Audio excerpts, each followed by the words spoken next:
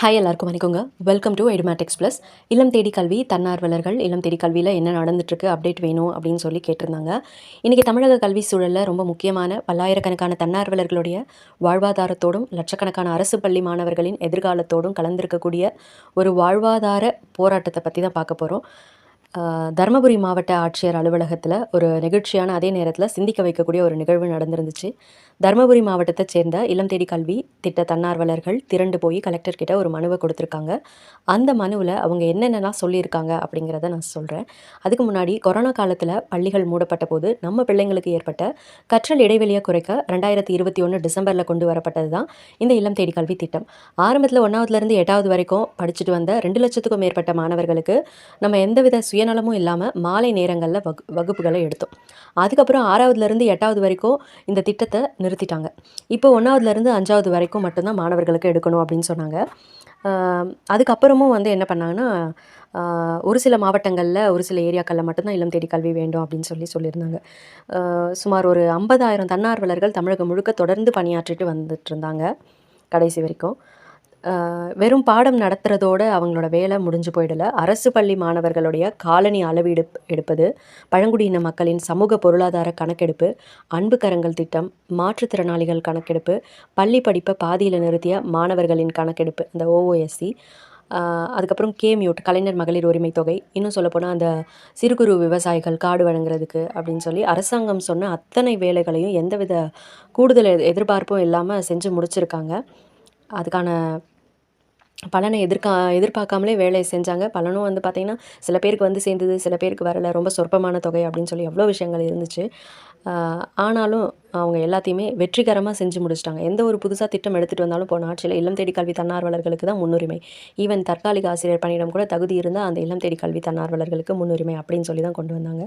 So இந்த ஆண்டுமே அந்த திட்டத்தை எந்த காரணத்தை கொண்டு நிறுத்திவிடக்கூடாது, தொடர்ந்து செயல்படுத்தணும் அப்படின்னு சொல்லி தருமபுரி மாவட்ட தன்னார்வலர்கள் கோரிக்கையை கலெக்டர்கிட்ட வச்சுருந்தாங்க. ஸோ இது தருமபுரி மாவட்டத்தினுடைய குரல் மட்டும் இல்லை, ஒட்டுமொத்த தமிழகத்தில் உள்ள தன்னார்வலர்களினுடைய குரலும் குமுறலும் கூட தான். இப்போ உங்களுக்கெல்லாம் ஒரு கேள்வி வரும், அது என்ன தருமபுரியில் மட்டும்தான் இந்த மனு கொடுக்கப்பட்டுச்சா அப்படின்னு சொல்லி. கடந்த ஏப்ரல் இந்த மேலேருந்தே பார்த்திங்கன்னா நிறைய மாவட்டங்களில் மனு கொடுத்துட்டு தான் இருக்காங்க. எல்லாருடைய எண்ணமும் ஒன்று தான், இந்த திட்டத்தை நிறுத்தக்கூடாது, தொடர்ந்து செயல்படுத்தணும் அப்படின்னு சொல்லி எல்லாருமே மாவட்ட ஆட்சியர் அலுவலகங்களை முற்றுகையிட்டு தான் மனுக்களை கொடுத்து போராடிட்டு வராங்க. திருச்சியில், சேலத்தில் கோடை விடுமுறை முடிஞ்ச பிறகு இந்த திட்டம் தொடருமா அப்படிங்கிற அச்சத்தில் நூற்றுக்கணக்கான பெண் தன்னார்வலர்கள் கலெக்டர் அலுவலகத்தில் மனு கொடுத்துருந்தாங்க. அதே போல் கடலூர், விழுப்புரம் மாவட்ட தன்னார்வலர்களும் மனு கொடுத்தாங்க. திருவண்ணாமலை மற்றும் கிருஷ்ணகிரி மாவட்டத்தில் உள்ள தன்னார்வலர்களும் மனு கொடுத்துருந்தாங்க. அங்கெல்லாம் பார்த்திங்கன்னா பழங்குடியின மற்றும் கிராமப்புற மாணவர்கள் ரொம்ப அதிகமாக உள்ள மாவட்டம் அப்படின்னு சொல்லுவாங்க. ஸோ தருமபுரியை போலவே ரொம்ப தீவிரமாக மனுக்கள் அங்கேயும் கொடுக்கப்பட்டிருந்துச்சு. இந்த மே, ஜூன் மாதங்களில் ஏன் இவ்வளோ பதற்றம் அப்படின்னு சொல்லி பார்த்தோன்னா, காரணம் கல்வி ஆண்டு தொடங்குவது இந்த ஜூன் மாதத்துல இருந்து தான் அப்படிங்கிறதால தான் மேலேருந்தே இவங்க மனுக்கள் கொடுக்க ஆரம்பிச்சிட்டாங்க. இப்போ ஜூனே முடிய போகக்கூடிய ஒரு தருவாய், பாதி வந்துருச்சு ஜூன். இப்போ மனு கொடுத்துட்டே தான் இருக்காங்க.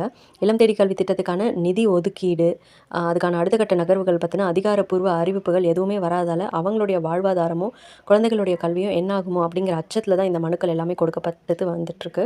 சரி, இவ்வளோ மாவட்டங்களில் மனு கொடுத்துருக்காங்க. நம்மளுடைய அரசாங்கம் இதுக்கு என்ன பதில் சொல்லியிருக்கு? இத்தனை பேர் கால் கடுக்க போய் நின்று மாவட்ட ஆட்சியர்கிட்ட மனுவை கொடுத்துட்டு அங்கே போராட்டம் பண்ணிட்டு வராங்க. இப்போது இல்லம் தேடி கல்வியினுடைய தற்போதைய ஸ்டேட்டஸ் தான் என்ன? நம்ம யதார்த்தத்தை முதல்ல புரிஞ்சுக்கணும். இந்த திட்டத்தினுடைய நோக்கம் நிறைவேறிடுச்சோ? அரசாங்க தரப்பில் கல்வித்துறை அதிகாரிகள் வட்டாரத்தில் ஆரம்பத்தில் என்ன பேசப்பட்டுச்சுன்னா, இல்லம் தேடி கல்வி என்பது கொரோனா கால தற்காலிக கற்றல் இடைவெளியை குறைக்கிறதுக்காக கொண்டு வரப்பட்ட ஒரு தற்காலிக திட்டம். அது டெம்பரவரி ஸ்கீம் தான். லேர்னிங் கேப்பை ஃபில் பண்ணுறதுக்காக டெம்பரவரியாக கொண்டு வரப்பட்ட ஒரு ஸ்கீம் தான். அப்போ இப்போ ஸ்கூல் எல்லாம் முழுமையாக இயங்கி வரதால் இந்த திட்டத்தினுடைய அத்தியாவசிய தேவை குறைஞ்சிடுச்சு அப்படின்னு சொல்லி சில அதிகாரிகள் கருத்தை தெரிவித்தாங்க. அதுக்கப்புறம் என்ன பண்ணாங்கன்னா, அதனால தான் அவங்க படிப்படியாக குறைக்க ஆரம்பித்தாங்க. ஒட்டுமொத்தமாக ஒன்றா நிறுத்திட்டோன்னா நிறைய கேள்விகள், இஷ்யூஸ் ஆகும்னு சொல்லி ஏற்கனவே 6வதுலேருந்து 8ஆம் வகுப்பு வரையிலான மாணவர்களுக்கான வகுப்புகள் நிறுத்தப்பட்டுடுச்சு. இப்போ 1 to 5 வகுப்பு வரை மட்டும்தான், அதுவும் குறிப்பிட்ட பகுதிகளில் மட்டும்தான் தற்காலிகமாக, அதாவது ஷார்ட் டேர்ம் அடிப்படையில் தான் நீட்டிக்கப்பட்டு இருந்துச்சு. அரசாங்கத்துடைய தற்போதைய பதில் என்ன அப்படின்னு பார்த்தோன்னா, மனுக்களை பெற்றுக்கொண்ட மாவட்ட ஆட்சியர்கள் உங்களுடைய கோரிக்கைகள் மற்றும் மனுக்கள் சென்னைக்கு, அதாவது பள்ளிக்கல்வித்துறை இயக்குநரகத்துக்கும் தலைமைச் செயலகத்துக்கும் அனுப்பி வைக்கப்படும். அரசாங்கத்தினுடைய கொள்கை முடிவின்படி பாலிசி டெசிஷன் அவங்க என்ன எடுக்கிறாங்களோ அதை பொறுத்து தான் அடுத்த கட்ட உத்தரவுகள் எல்லாமே வரும் அப்படின்னு சொல்லி தான் ஒரு பொதுவான பதிலை தான் எல்லா மாவட்டத்தினுடைய கலெக்டர்ஸும் சொல்லியிருக்காங்க. நாங்கள் ஃபார்வர்ட் பண்ணுறோம், ஆனால் அரசாங்கம் என்ன முடிவெடுக்கிறாங்களோ அதுதான் இறுதி அப்படின்னு. அதாவது நிதி நிலைமை மற்றும் திட்டத்தினுடைய தேவை குறித்து அரசு தான் இறுதி முடிவை எடுக்கணும் அப்படின்னு சொல்லி அதிகாரிகள் அவங்க சொல்கிற பதிலாக இருக்குது. சரி, தொடர்றதுக்கு வாய்ப்பு இருக்கா இல்லையா அப்படின்னு சொல்லி பார்த்தோன்னா, நம்ம டைரெக்டாக சொல்லணும்னா இந்த திட்டத்தை இதே வடிவில் வாழ்நாள் முழுக்க தொடர்றதுக்கு வாய்ப்புகள் ரொம்ப குறைவு தான் அப்படின்னு சொல்லி கல்வித்துறை வட்டாரங்கள் கருதுகின்றது. ஆனால் இந்த 50,000 தன்னார்வலர்களுடைய உழைப்பை கருத்தில் கொண்டு இவங்களை வேறு ஏதாவது ஒரு கல்வி சார்ந்த திட்டங்கள்லையோ, உதாரணமாக எண்ணும் எழுத்தும் திட்டம், பள்ளி மேலாண்மை குழுக்கள், இல்லை பகுதி நேர பணிகள் அரசாங்கம் பயன்படுத்திக்கணும் அப்படிங்கிறதான் கோரிக்கையினுடைய வலுவாக எழுந்திருக்கு. அரசாங்கத்துடைய உண்மை நிலவரத்தை நம்ம எப்படி தெரிஞ்சுக்கலாம் அப்படின்னு பார்த்தீங்கன்னா, இப்போது எங்கேயோ யாரோ சொல்கிறத நம்ம ஏன் நம்பணும்? அரசாங்கத்தில் இந்த நிமிஷம் என்ன ஸ்டேட்டஸ் போயிட்டுருக்கு அப்படிங்கிறத நாமே தெரிஞ்சுக்கணும்னா அதுக்கு சில அதிகாரப்பூர்வ வழிகள் இருக்குது. அதையும் நான் உங்களுக்கு சொல்கிறேன். இப்போது பள்ளிக்கல்வித்துறை கொள்கை விளக்க குறிப்பு பாலிசி நோட்டில் ஒவ்வொரு வருஷமும் சட்டமன்ற கூட்டத்தொடரில் பள்ளிக்கல்வித்துறை அமைச்சர் ஒரு கொள்கை விளக்க குறிப்பு புத்தகத்தை வெளியிடுவார்.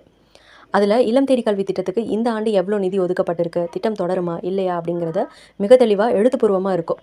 இதை நீங்களே டிஎன் கவர்மெண்ட் இணையதளத்தில் பதிவிறக்கம் செஞ்சு பார்த்துக்கலாம். ரெண்டாவது விஷயம் வந்து தகவல் அறியும் உரிமை சட்டம், ஆர்டிஐ, ரைட் டு இன்ஃபர்மேஷன். ஒரு வெள்ளை பேப்பரில் பள்ளிக்கல்வித்துறை பொது தகவல் அலுவலர் முகவரிக்கு இல்லம் தேடி கல்வி திட்டம் நடப்பு கல்வி ஆண்டில் தொடருமா, இதற்காக நிதி ஒதுக்கப்பட்டுள்ளதா, நிதி எவ்வளவு, தன்னார்வலர்களுடைய தற்போதைய எண்ணிக்கை என்ன, இந்த மாதிரியான கேள்விகளை எழுதி 10 ரூபாய் நீதிமன்ற ஸ்டாம்ப் ஒட்டி ஆர்டிஐக்கு அனுப்புனீங்கன்னா 30 நாளுக்குள்ளே அரசாங்கம் உங்களுக்கு ஒரு அதிகாரப்பூர்வ எழுத்துப்பூர்வ பதிலை அனுப்பியே தீர வேண்டும். அடுத்தது முதலமைச்சருடைய முகவரி, சிஎம் செல், சிஎம் ஹெல்ப்லைன். நீங்கள் வாங்கின மனுவோடைய நகலை இணைச்சு 1100 அப்படிங்கிற எண்ணுக்கு அழைத்தோ, இல்லை முதலமைச்சரின் முகவரி இணையதளம் மூலமாகவோ ஆன்லைனில் நீங்கள் புகார் பண்ணலாம். உங்கள் மனு எந்த துறையில் எந்த அதிகாரியினுடைய மேஜையில் இருக்குது, அது மீது என்ன நடவடிக்கை எடுக்கப்பட்டது அப்படிங்கிற ஸ்டேட்டஸ் உங்களுக்கு எஸ்எம்எஸ் மூலமாக வரும். ஸோ மை டியர் இளம் தேடி கல்வி தன்னார்வலர்களே, இல்லம் தேடி கல்வி அப்படிங்கிறது வெறும் ஒரு அரசு திட்டம் மட்டும் இல்லை, அது கிராமப்புற ஏழை எளிய மாணவர்களின் இல்லங்களுக்குள்ள கல்வியின் ஒளியை கொண்டு சென்ற ஒரு உன்னதமான இயக்கம். பல்லாயிரக்கணக்கான பெண் தன்னார்வலர்கள் தங்களுக்கு கொடுக்கப்பட்ட மிக குறைந்த ஊதியத்தையும் பொருட்படுத்தாமல் சமூகத்தின் மீதுள்ள அக்கறையினால் கணக்கெடுப்பு பணியிலிருந்து காலனி அளவு எடுப்பது வரைக்கும் அரசாங்கத்தினுடைய அனைத்து கட்டளைகளையும் தலைவணங்கி செஞ்சுருக்காங்க. அரசாங்கம் இந்த திட்டத்தை முடிவுக்கு கொண்டு வர நினச்சாலும் கூட இந்த திட்ட தன்னார்வலர்களின் வாழ்வாதாரத்தை நடுத்தெருவில் விட்டுவிடக்கூடாது. இவங்களுடைய அனுபவத்தையும் உழைப்பையும் அரசு பள்ளிகளின் முன்னேற்றத்திற்கு வேறு வடிவத்தில் பயன்படுத்தி கொள்ள வேண்டும் என்பதுதான் சமூக ஆர்வலர்களுடைய எதிர்பார்ப்பு. தர்மபுரி தன்னார்வலர்கள் ஏற்றிய இந்த கோரிக்கை தீபம் ஒட்டுமொத்த தமிழக தன்னார்வலர்களின் உரிமை குரலாக ஒலித்து கொண்டிருக்கு. அரசாங்கம் இதற்கு ஒரு நல்ல நெகிழ்வான பதிலை வழங்கும் அப்படின்னு சொல்லி நம்புவோம். நாளைக்கு சட்டமன்ற கூட்டத்தொடர் கூடுகிறது. நாளையிலிருந்து ஒவ்வொரு துறைக்கும் என்னென்ன திட்டங்கள் கொண்டு வர போகிறாங்க, ஏற்கனவே இருக்கிற எந்தெந்த திட்டங்கள் தொடரப்போகுது அப்படின்னு சொல்லி நம்ம தெரிஞ்சுக்கலாம். இதை தொடர்ந்து பட்ஜெட் கூட்டத்தொடரும் வரும். அதே போல் எந்தெந்த திட்டத்துக்கு எத்தனை நிதி வந்து ஒதுக்கியிருக்காங்க அப்படிங்கிறதையும் நம்ம தெரிஞ்சுக்க முடியும். ஸோ நாளையிலேருந்து ஒரு கரெக்டான ஒரு முடிவு எடுக்கப்படும் அப்படின்னு சொல்லி நம்பலாம். வெயிட் பண்ணி பார்ப்போம். நன்றி.